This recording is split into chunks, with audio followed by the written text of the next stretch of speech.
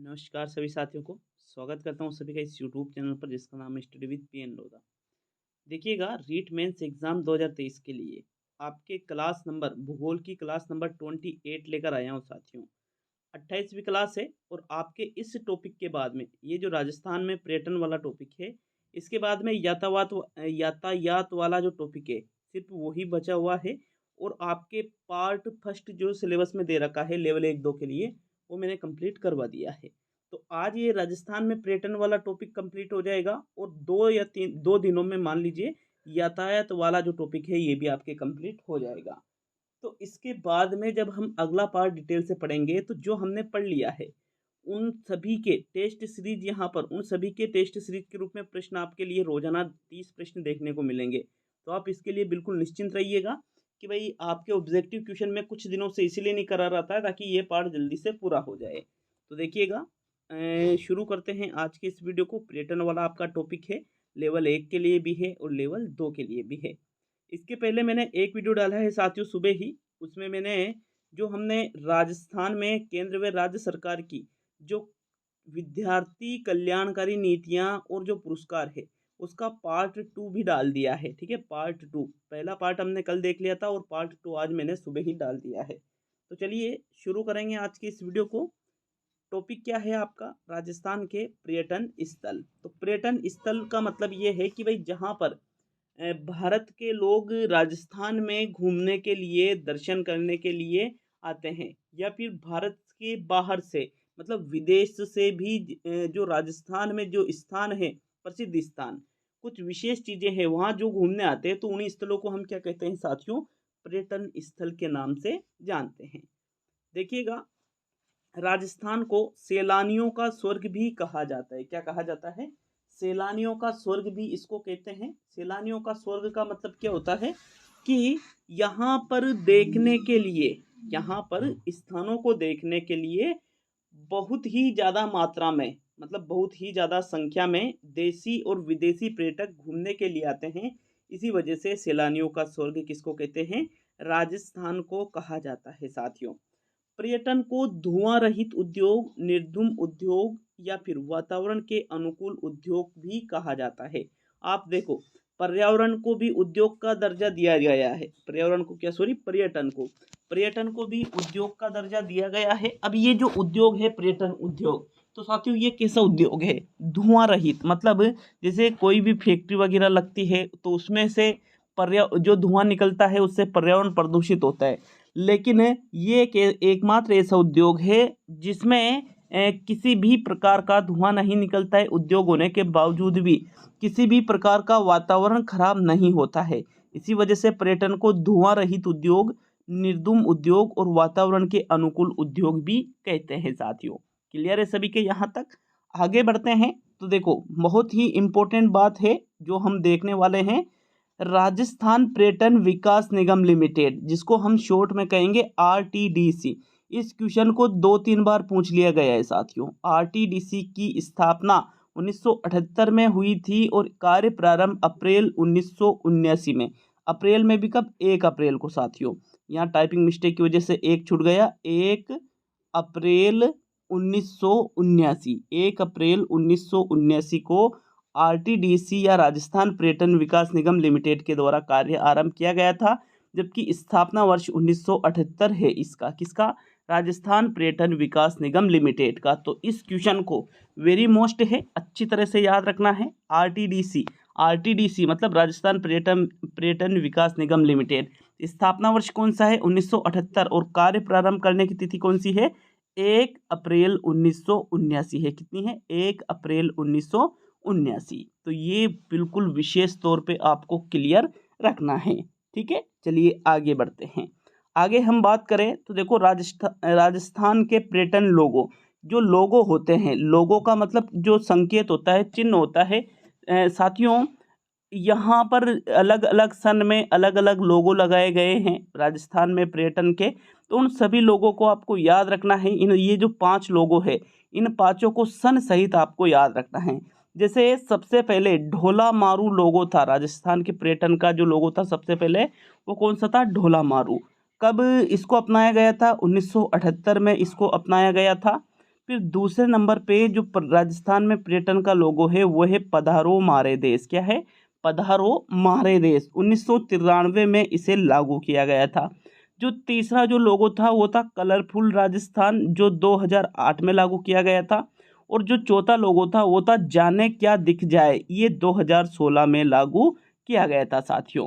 पांचवा जो लोगो था वो था पधारो मारे देश वापिस, मतलब 2019 में वापिस।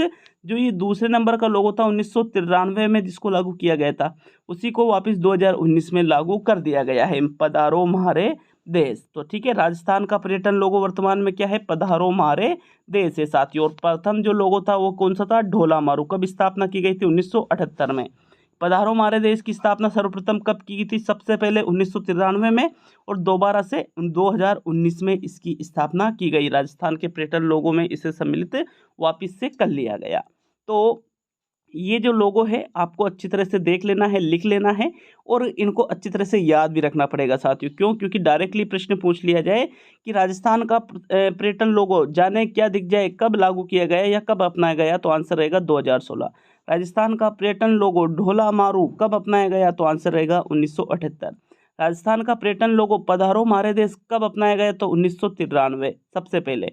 और कलरफुल राजस्थान पर्यटन लोगों को कब अपनाया गया? 2008 में। और वर्तमान में कौन सा लोगो है?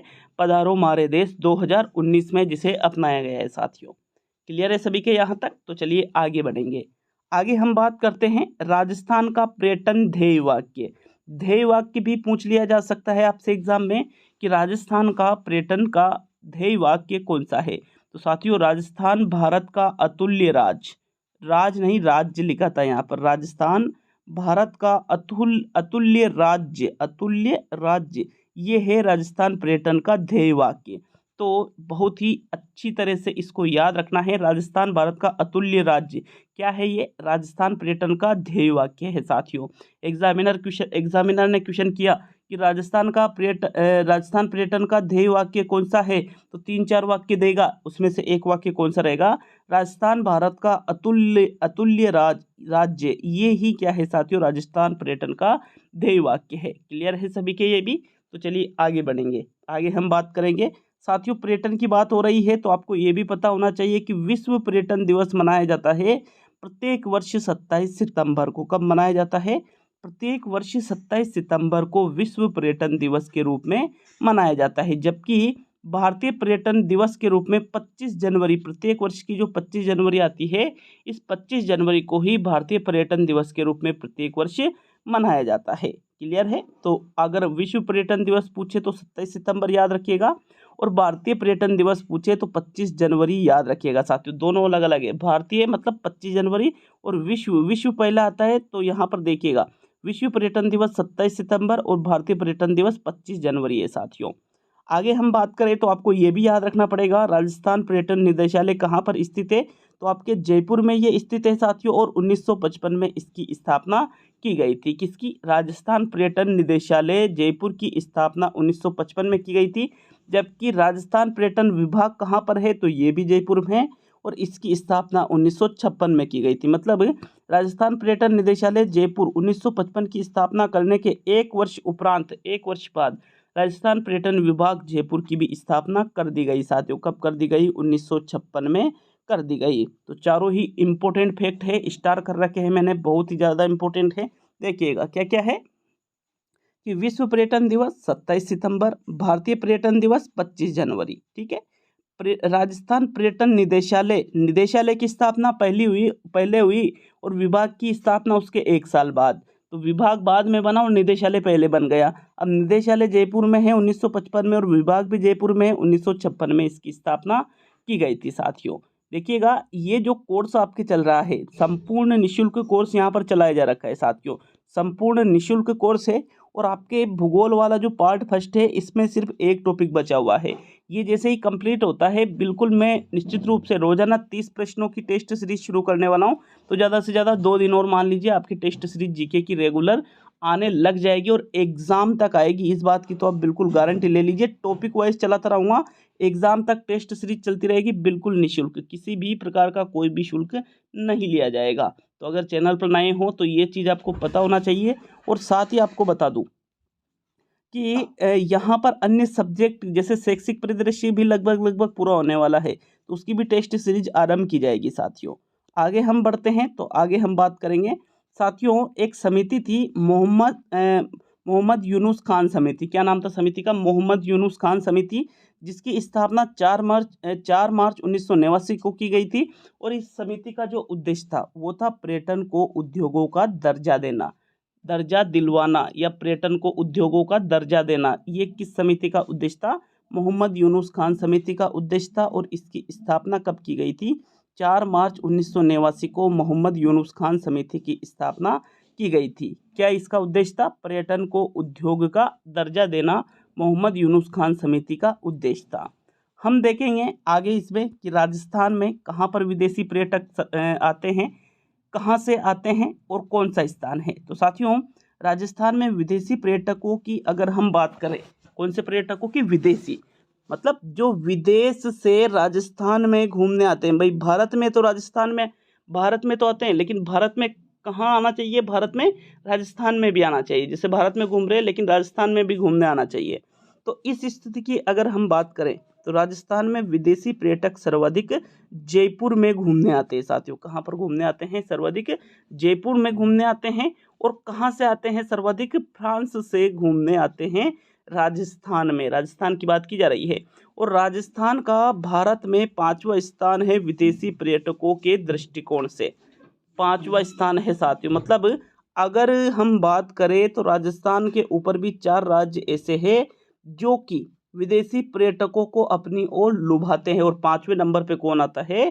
भारत आता है। भारत क्या, राजस्थान आता है भारत में।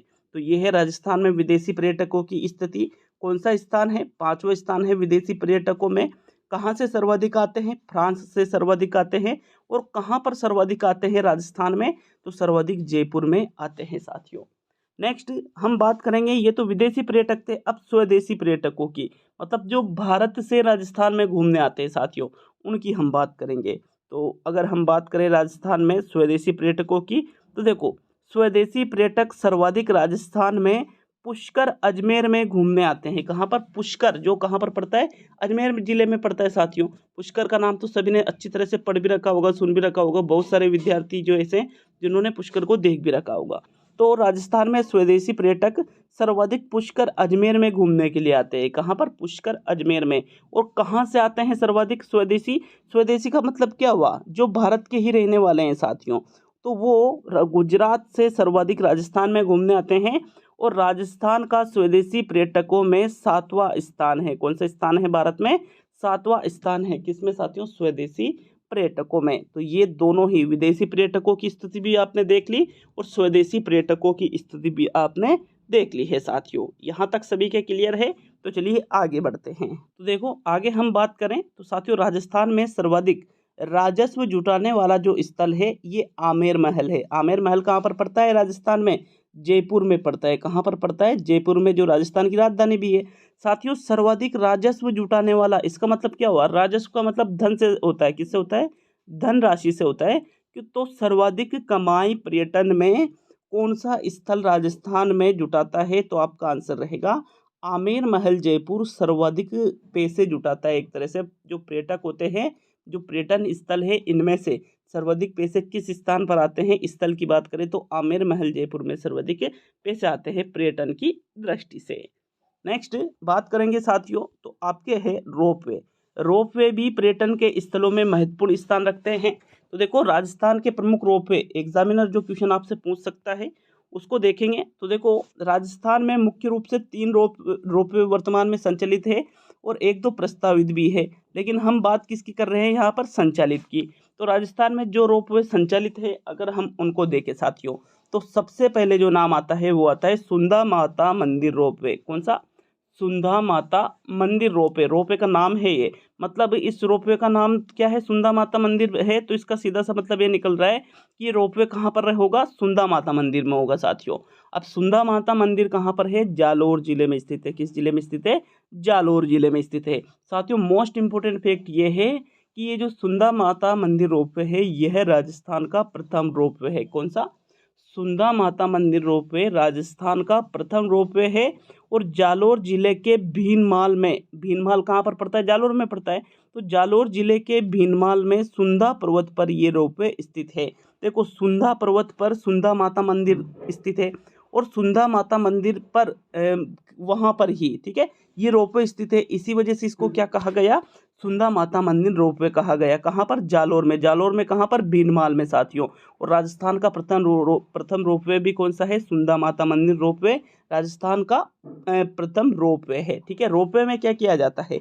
जैसे मान लीजिए कि भाई ये कोई भी ऊंचा पहाड़ है, ठीक है, ऊंचा पहाड़ है, अब यहाँ पर मंदिर है, तो ये क्या करते हैं, यहाँ जो समतल भूमि है यहाँ से लेकर के और यहाँ तक की समतल भूमि तक साथियों रोपवे बनाया जाता है। जैसे यहाँ तो सीढ़ियाँ लगी हुई है, तो आप सीढ़ियाँ चढ़कर जाओ, या फिर ये उतनी ही जो जगह है तो यहाँ से एक ट्रॉली टाइप होती है, तार लगे होते हैं, तो उस ट्रॉली में बैठकर आप सीधे वहीं पे जा सकते हो। तो साथियों ये कहलाते हैं रोपवे। ठीक है, नेक्स्ट दूसरे रोपवे की बात करेंगे। दूसरा जो रोपवे आपके आता है वो है मनसापूर्ण करणी माता मंदिर रोपवे। मतलब ये भी किसी माता मंदिर में ही स्थित है। आपने देखा होगा कि अधिकतर जो देवी देवताओं के जो मंदिर होते हैं वो पहाड़ों पर बनाए जाते हैं साथियों। कहाँ पर बनाए जाते हैं? पहाड़ों पर वो मंदिर बनाए जाते हैं।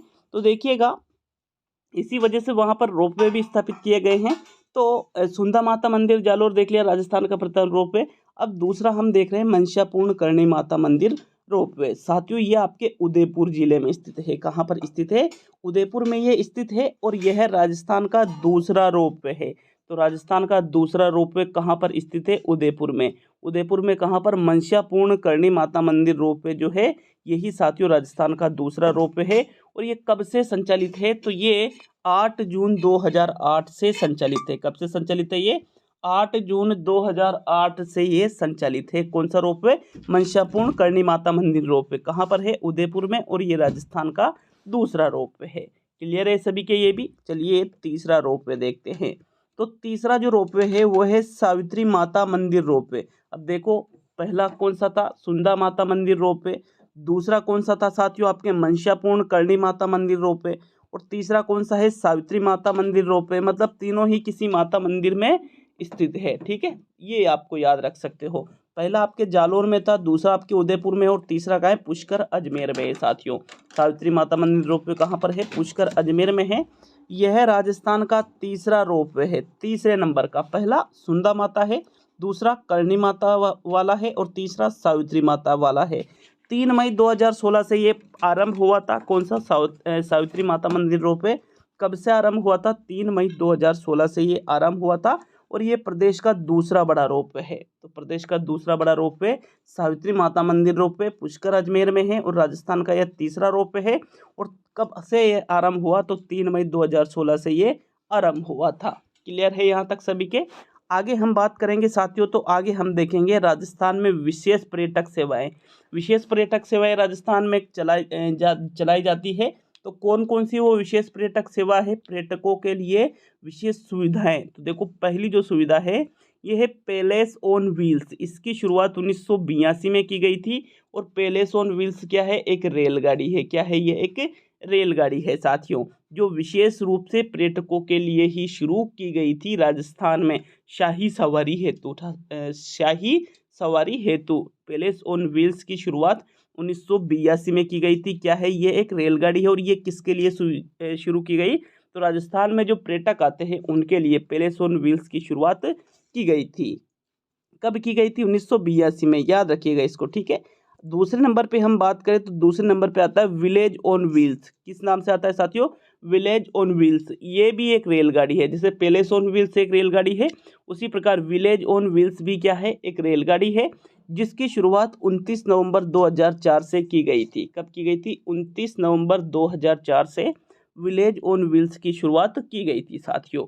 ठीक है, तीसरे नंबर पे अगर हम देखें तो तीसरे नंबर पे आपके आता है रॉयल ओरिएंटल एक्सप्रेस। साथियों 1982 से ये आरंभ की गई थी। और ये भी क्या है? एक रेलगाड़ी है। ये रेलगाड़ियाँ विशेष रूप से पर्यटकों के लिए यहाँ पर पर्यटकों को आकर्षित करने के लिए शुरू की गई है। आकर्षित कैसे करते हैं?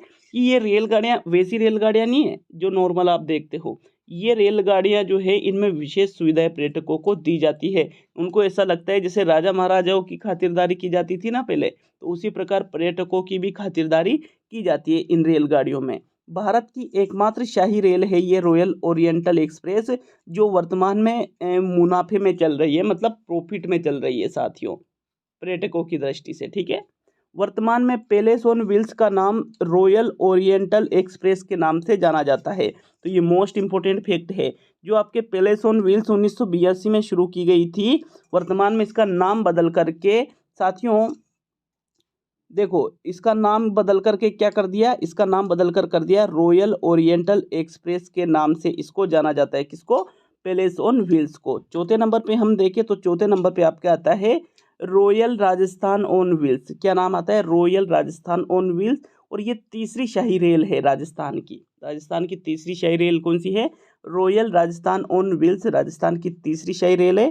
और इसकी शुरुआत की गई थी 11 जनवरी 2009 से। कब से की गई थी? 11 जनवरी 2009 से तीसरी शाही rail royal Rajasthan on wheels की शुरुआत की गई थी साथियों। आगे हम देखें तो देखो, राजस्थान के प्रमुख महोत्सवों को देखने के लिए भी राजस्थान में अनेक पर्यटक हर साल आते हैं साथियों। अनेक पर्यटक हर साल आते हैं। तो ये प्रमुख महोत्सव इसी वजह से प्रमुख पर्यटन स्थलों में शामिल हो जाते हैं। तो इन सभी लगभग 20-25 प्रमुख रूप से जो महोत्सव है, इन सभी को हम देखने वाले हैं। तो चलिए देखेंगे राजस्थान के प्रमुख महोत्सव को। तो देखो, अब हम राजस्थान के प्रमुख महोत्सव को देखने वाले हैं कि राजस्थान के प्रमुख महोत्सव कौन कौन से हैं, कहाँ पर मनाए जाते हैं और कब मनाए जाते हैं साथियों। तो 3 चीज़ें एग्जाम में पूछी जा सकती है कि राजस्थान का, जैसे एग्जाम में क्वेश्चन आया, जैसे हम पहला जो महोत्सव देखेंगे वो कौन सा मैंने लिखा है यहाँ, मरु महोत्सव। तो एग्जामिनर क्वेश्चन कैसे पूछ सकता है कि मरु महोत्सव कहाँ आयोजित किया जाता है। तो आपका उत्तर क्या रहेगा कि भाई मरु महोत्सव जैसलमेर में आयोजित किया जाता है। तो एक क्वेश्चन तो इस प्रकार से बन गया इसमें।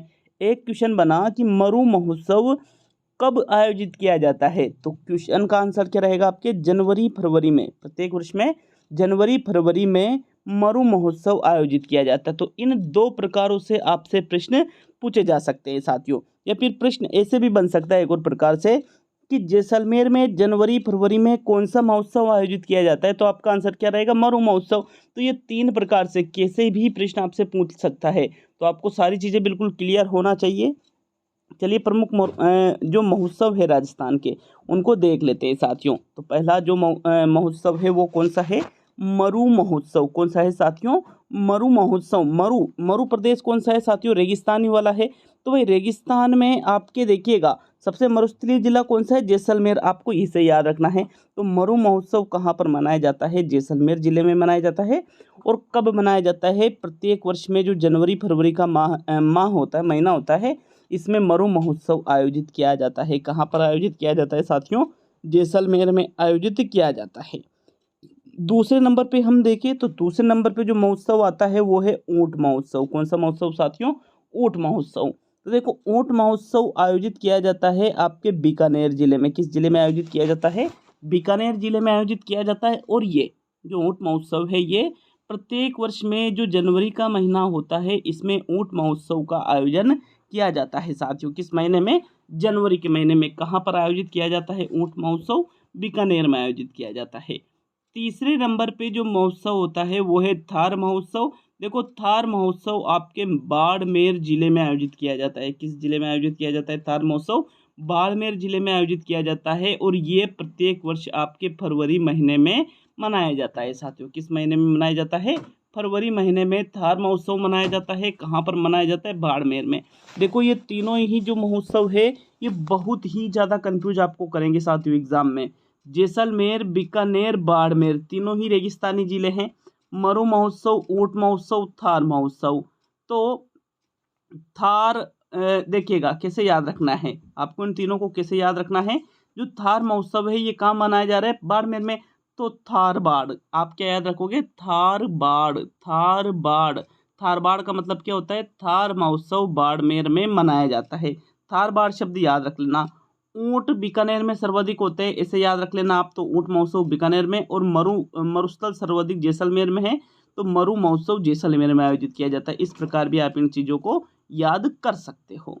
चौथे नंबर पे जो आता है वो है मारवाड़ महोत्सव। तो साथियों मारवाड़ महोत्सव आपके जोधपुर जिले में मनाया जाता है और प्रत्येक वर्ष में जो अक्टूबर माह होता है, कौन से महीने में, अक्टूबर के महीने में प्रत्येक वर्ष में साथियों जोधपुर में मारवाड़ महोत्सव का आयोजन किया जाता है। तो 4 महोत्सव पड़े, मरु महोत्सव जैसलमेर, ऊंट महोत्सव बीकानेर, थार महोत्सव बाड़मेर और मारवाड़ महोत्सव जोधपुर जिले में। साथियों कब मनाया जाएगा, अक्टूबर माह में मनाया जाएगा।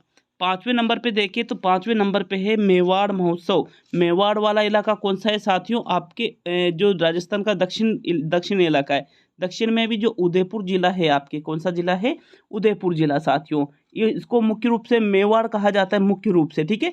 तो मेवाड़ महोत्सव कहाँ मनाया जाता है, उदयपुर में मनाया जाता है। कब मनाया जाता है, प्रत्येक वर्ष में अप्रैल में मनाया जाता है। साथियों 6ठे नंबर पे हम बात करेंगे तो 6ठे नंबर पे आता है आपके ब्रिज महोत्सव। साथियों ब्रिज ब्रिज किधर की तरफ आ जाता है, आपके मथुरा की तरफ आ जाता है ना क्षेत्र, आगरा मथुरा की यूपी इधर, ठीक है, आपके पूर्व में आ जाता है। तो साथियों ब्रिज महोत्सव ये जो भरतपुर जिला है आपके, ये भी बिल्कुल पूर्व में स्थित है, ठीक है। तो वैसे तो पूर्ण रूप से पूर्व में तो धौलपुर है, लेकिन भरतपुर भी पूर्व में ही है आपके। तो जो ब्रज महोत्सव है ये कहाँ मनाया जाता है, भरतपुर जिले में मनाया जाता है। प्रत्येक वर्ष का जो फरवरी का महीना होता है इसमें ब्रिज महोत्सव भरतपुर में मनाया जाता है। साथियों 7वें नंबर पे बात करेंगे हाथी महोत्सव की। तो हाथी महोत्सव आपके जयपुर जिले में मनाया जाता है। कहाँ पर मनाया जाता है, जयपुर जिले में आपके प्रत्येक वर्ष मार्च के महीने में हाथी महोत्सव को मनाया जाता है। साथियों आपको याद रख लेना है कि बड़े बड़े हाथी कहाँ रहते हैं, जयपुर में रहते हैं। इसी वजह से हाथी महोत्सव कहाँ मनाया जाता है, जयपुर में मनाया जाता है। कब मनाया जाता है, मार्च के महीने में। 8वें नंबर पे बात करें हॉर्स सफारी की, तो साथियों हॉर्स सफारी की जाती है आपके पुष्कर अजमेर में। कहाँ पर, पुष्कर झील जो है ना अजमेर में। तो साथियों इसी पुष्कर झील में, किन्हीं कह रहा हूँ मैं, मतलब पुष्कर स्थान का नाम है और वहाँ पर एक झील है जिसका नाम है पुष्कर झील। तो वो जो स्थान है पुष्कर जो कहाँ पड़ता है, अजमेर में पड़ता है। साथियों यहाँ घोड़ों को दौड़ाया जाता है, ठीक है, घोड़ों की दौड़ की जाती है, रेस की जाती है, हॉर्स सफारी की जाती है, ऐसे याद रखना है आपको। कहाँ पर की जाती है, पुष्कर अजमेर में। तो यहाँ पर देखिएगा हॉर्स सफारी याद रखिएगा 8वें नंबर पे पुष्कर अजमेर में। फिर 9वें नंबर पे आता है बेलून महोत्सव। बेलून महोत्सव साथियों बाड़मेर में भी मनाया जाता है और पुष्कर अजमेर में भी मनाया जाता है। तो 2 जगहों पर राजस्थान में बेलून महोत्सव का आयोजन किया जाता है। कहाँ कहाँ पर, बाड़मेर में और पुष्कर अजमेर में। साथियों कौन सा महोत्सव, बेलून महोत्सव, ठीक है। चलिए आगे बढ़ेंगे हम 10वें नंबर पे। तो 10वें नंबर पे आता है आपके शेखावटी महोत्सव। कौन सा, शेखावटी महोत्सव। तो शेखावटी महोत्सव को देखेंगे। देखिए शेखावटी का नाम आते हैं हमारे माइंड में 3 जिले आना चाहिए, कौन कौन से, सीकर, झुंझुनू और चूरू। साथियों ये तीनों ही जिले शेखावटी क्षेत्र के अंतर्गत आते हैं और यहाँ पर ही शेखावटी महोत्सव का आयोजन किया जाता है। कब किया जाता है, फरवरी के महीने में सीकर, झुंझुनू, चूरू जिले में शेखावटी महोत्सव का आयोजन किया जाता है। 11वें नंबर पे आता है ग्रीष्म महोत्सव। तो ये मनाया जाता है आपके माउंट आबू सिरोही में। क्यों, क्योंकि आपने देखा होगा कि जो माउंट आबू नामक स्थान है सिरोही में पड़ता है, ये बहुत ही ऊंचाई पर स्थित जगह है साथियों। और यहाँ पर जून के महीने में भी जब 50-50 डिग्री टेम्परेचर हो जाता है राजस्थान के अन्य जगहों पर, तो ये जो माउंट आबू सिरोही यहाँ पर बिल्कुल ठंडाई रहती है साथियों। बिल्कुल अत्यधिक ऊंचाई पर होने के कारण यहाँ पर बिल्कुल ठंडाई रहती है, माहौल बिल्कुल ठंडा रहता है। कौन से महीने में, जून के महीने में भी। तो इसी वजह से ग्रीष्म महोत्सव कहाँ मनाएंगे, माउंट आबू सिरोही में मनाएंगे साथियों। कब मनाएंगे, जून के महीने में, ठीक है। 12वें नंबर पे देखिए तो 12वें नंबर पे आता है शरद महोत्सव। साथियों ये भी माउंट आबू सिरोही में ही मनाया जाता है। ग्रीष्म महोत्सव भी माउंट आबू सिरोही और शरद महोत्सव भी माउंट आबू सिरोही। ग्रीष्म का मतलब तो गर्मी से लिया जाएगा और शरद का मतलब शीत ऋतु से, सर्दी से लिया जाएगा। साथियों ये दिसंबर के महीने में मनाया जाता है। यहाँ पर बहुत ही ज़्यादा ठंड होती है, बर्फ जम जाती है यहाँ पर लगभग। तो साथियों शरद महोत्सव इसलिए यहाँ पर आयोजित किया जाता है माउंट आबू सिरोही में दिसंबर में। नेक्स्ट 13वें नंबर पे बात करें तो 13वें नंबर पे आता है मीरा महोत्सव, जो कि है साथियों आपके चित्तौड़गढ़ जिले में। कहाँ पर, देखो मीरा की शादी कहाँ पर हुई थी साथियों, चित्तौड़ में हुई थी। मीरा की शादी कहाँ पर हुई, चित्तौड़ में हुई थी, भोजराज से। किससे हुई थी, भोजराज से हुई थी। तो आपको ऐसे याद रख लेना है कि मीरा महोत्सव कब मनाया जाता है, चित्तौड़गढ़ में मनाया जाता है अक्टूबर के महीने में। 14वें नंबर पे आता है डीग महोत्सव। तो डीग कहाँ पर स्थित है, भरतपुर में स्थित है। अतः डीग महोत्सव कहाँ मनाया जाता है, भरतपुर में। और कब मनाया जाता है, जन्माष्टमी पर मनाया जाता है। 15 मत्स्य महोत्सव, तो ये मछली मत्स्य का मतलब मछली से लिया जाता है।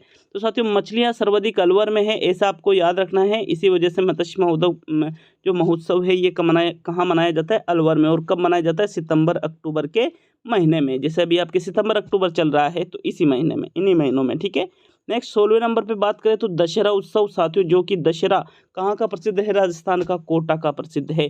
अतः दशहरा उत्सव कहाँ मनाया जाता है, कोटा में मनाया जाता है अक्टूबर के महीने में। 17वें नंबर पे देखेंगे रणकपुर महोत्सव। तो रणकपुर का जैन मंदिर कहाँ पर है, पाली में स्थित है। अतः रणकपुर महोत्सव भी कहाँ मनाया जाता है, पाली जिले में मनाया जाता है दिसंबर के महीने में साथियों। 18वें नंबर पे बात करें तीज महोत्सव। तो तीज कहाँ की प्रसिद्ध है, जयपुर की प्रसिद्ध है।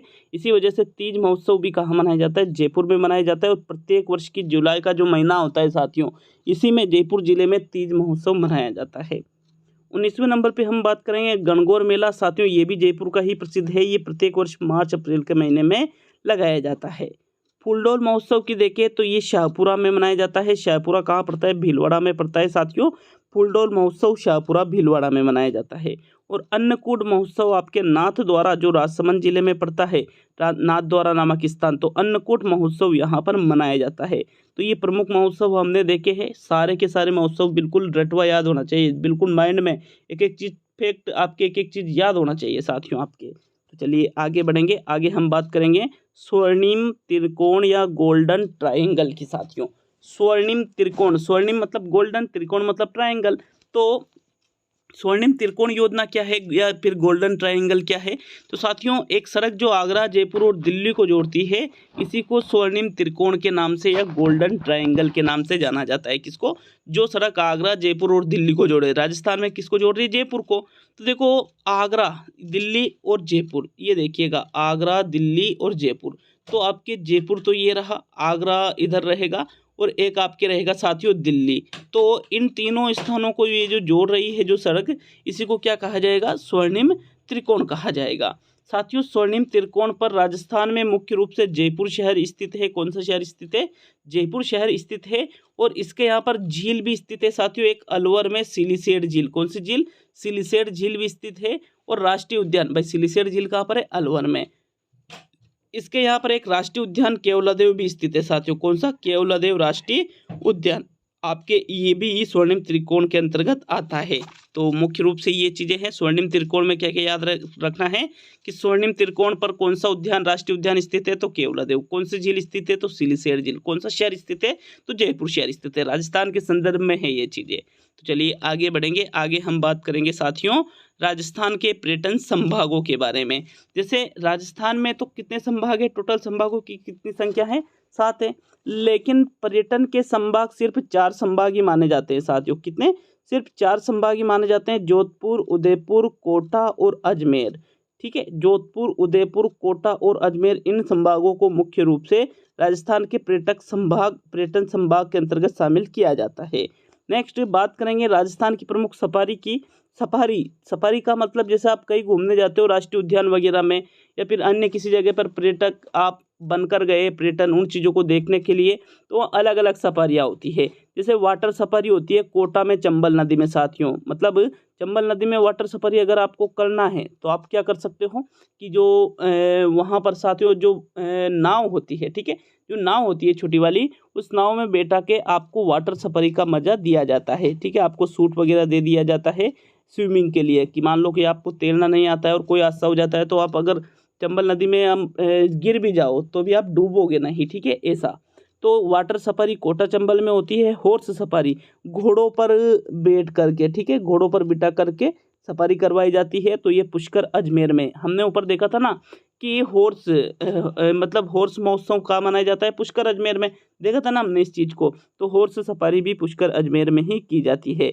फिर है लोयन सफारी। तो जैसे हॉर्स सफारी में क्या किया जाता है कि घोड़ों पर बैठा कर आपको घुमाया जाता है, लेकिन लोयन सफारी में यूँ नहीं है कि आपको शेर पर बैठा कर घुमाया जाता है। इसमें ऐसा नहीं होता है शेर पे बैठाने के चक्कर में तो फिर पूरा यूँ मान लीजिए ऊपर शेर आपके ऊपर बैठ जाएगा और उल्टा हो जाएगा।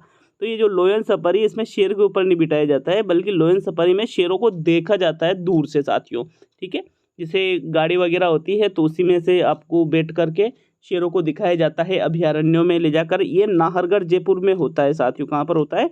नाहरगढ़ अभयारण्य जयपुर में। और जो टाइगर सफारी है ये तो लोयन नाहरगढ़ जयपुर में है। और जो टाइगर सफारी है ये रणथंबोर व सरिस्का अलवर में होता है साथियों। रणथंबोर और सरिस्का अलवर में, रणथंबोर सवाई माधोपुर और सरिस्का अलवर में टाइगर सफारी होती है। और केमल, जिसको हम ऊंट भी कहते हैं हिंदी में, तो केमल सफारी आपके जैसलमेर जिले में होती है। कहाँ पर होती है? जैसलमेर जिले में होती है। तो ये मुख्य रूप से राजस्थान की प्रमुख सफारियाँ थी।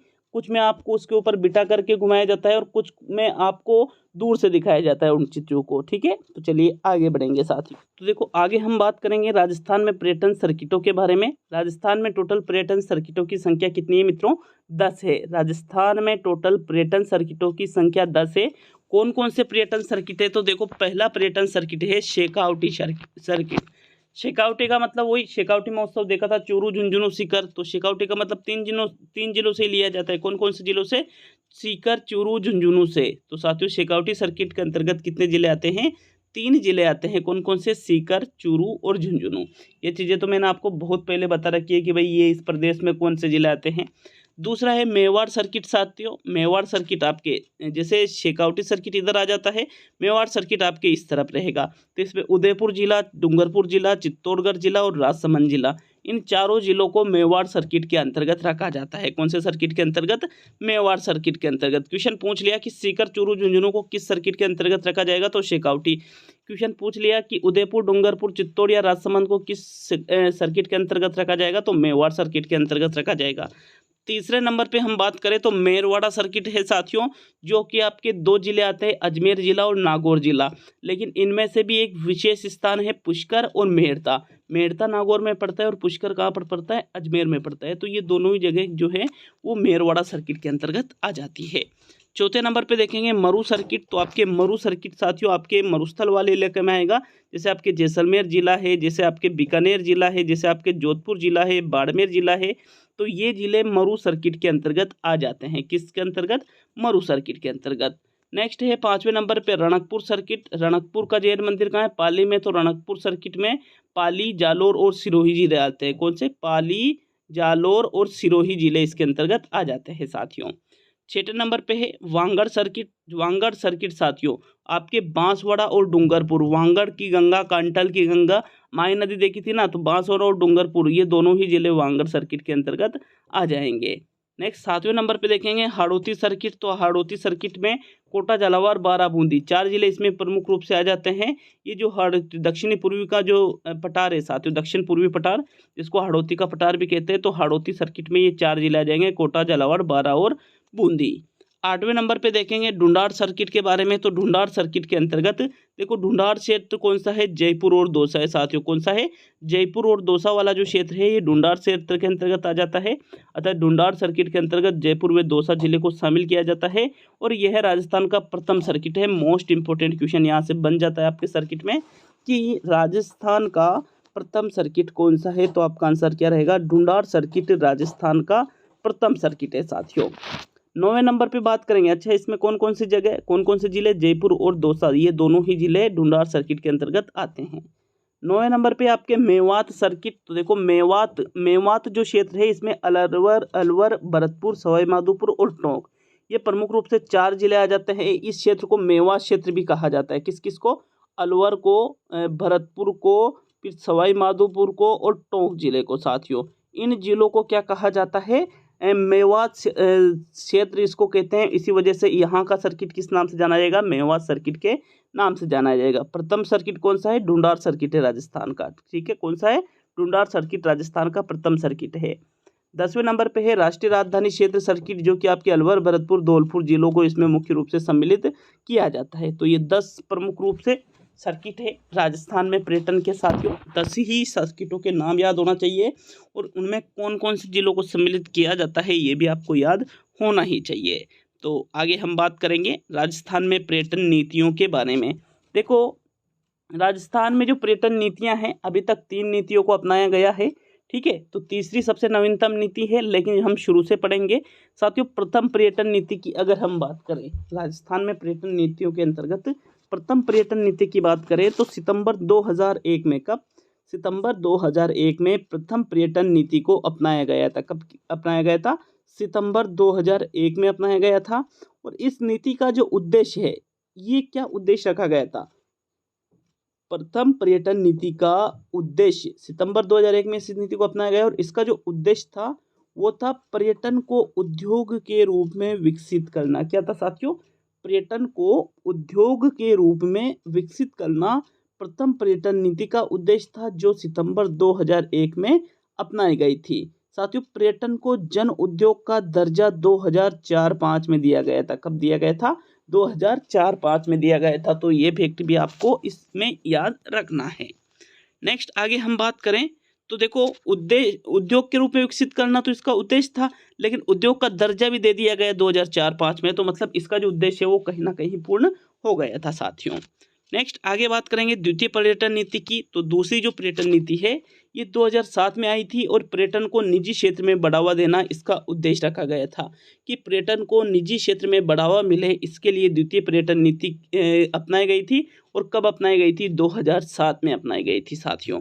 और इसका उद्देश्य क्या था? पर्यटन को निजी क्षेत्र में बढ़ावा देना। ठीक है, तीसरे नंबर की ओर बढ़ते हैं। तो तीसरे नंबर पे आता है आपके तृतीय पर्यटन नीति जो है साथियों, ये 3 जून 2015 को आई थी। कब आई थी?